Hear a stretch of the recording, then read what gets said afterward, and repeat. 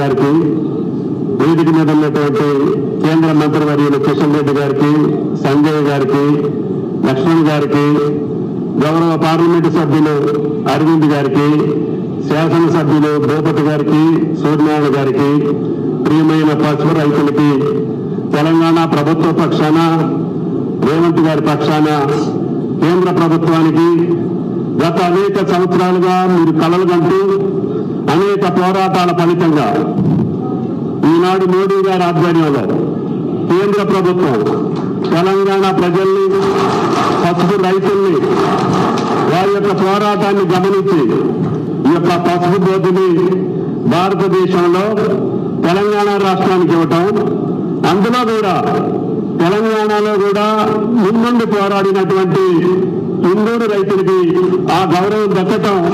ఈ దేశానికి గర్వకారణం. ఈ పోరాటానికి అనుకూలంగా పార్లమెంటు సభ్యులు అరవింద్ గారు నిజామాబాద్ పార్లమెంటు సభ్యుడిగా ఆయన ఇచ్చినటువంటి మాటను నిలుపుకోవడం కోసం కంటిన్యూస్ గా కేంద్ర ప్రభుత్వం మీద ఒత్తిడి తీసుకొచ్చి అనేక సంవత్సరాలుగా ఉన్నటువంటి కోరికలు తీర్చాలి అని పట్టుబట్టి అమిత్ షా గారి ద్వారా, ప్రధానమంత్రి గారి ద్వారా ఇది సాధించి మీ యొక్క గుండెల్లో నిలిచినటువంటి పార్లమెంటు సభ్యులకు కూడా ప్రత్యేకంగా ధన్యవాదాలు. దానికి రాష్ట్ర ప్రభుత్వ పక్షాన, రేవంత్ రెడ్డి గారి పక్షాన బోర్డు యొక్క స్థాపనకు కానీ కేంద్ర ప్రభుత్వంతో సహకరించి మీరు ఏదైతే కలర్ కన్నారో బోర్డు వల్ల మన పసుపు రైతులకి భవిష్యత్తు ఉంటుందని, మనం పండించేటటువంటి పంటకు గిట్టుబాటు ధర వస్తుందని, అదేవిధంగా ఇతర దేశాలకి ఎక్స్పోర్ట్ చేసే అవకాశాలు వస్తాయని, అదేవిధంగా మోడర్న్ మెకనైజేషన్ తోటి రైతులకు సులువైనటువంటి వ్యవసాయ పద్ధతులు నేర్చుకోవచ్చని, రీసెర్చ్ సెంటర్లు ఇక్కడే ఉంటాయని, తర్వాత మార్కెటింగ్ కి సంబంధించి బోర్డు అనుసంధానం చేస్తూ రైతులకి ట్రేడర్స్ కి మధ్యన వారధిలాగా ఉండి ఎంత పండిస్తే డిమాండ్ ఉంటుందో అంతటికే పరిమితం చేసి పసుపు రైతు నష్టపోకుండా ఉండేదానికి ఈ పసుపు బోర్డు యొక్క కార్యక్రమాల్లో ప్రధానంగా భావించాలి అని చెప్పి బోర్డు అధ్యక్షునికి, రేపు నియమించబోయేటటువంటి పూర్తి స్థాయి బోర్డు సభ్యులకు కూడా విజ్ఞప్తి చేస్తూ అమిత్ షా గారి యొక్క, మోడీ గారి యొక్క సహకారంతో పసుపు రైతులే కాదు తెలంగాణ రైతాంగానికి కావలసినటువంటి అన్ని సహాయ సహకారాలని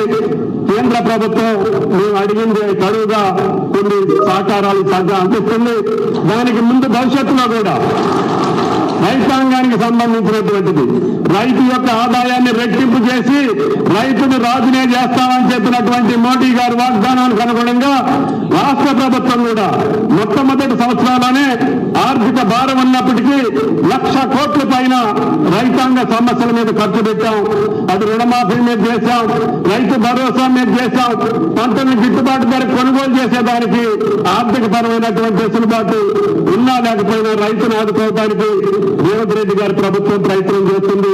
దానికి మా కేంద్ర మంత్రులు కిషన్ రెడ్డి గారు, బండి సంజయ్ గారి సహకారంతో, ఇక్కడ ఉన్నటువంటి రాష్ట్ర పార్లమెంటు సభ్యుల సహకారంతో, కేంద్ర ప్రభుత్వంతో ప్రతినిత్యం అనుసంధానం చేసుకుంటూ కేంద్ర ప్రభుత్వం సహకారాలతో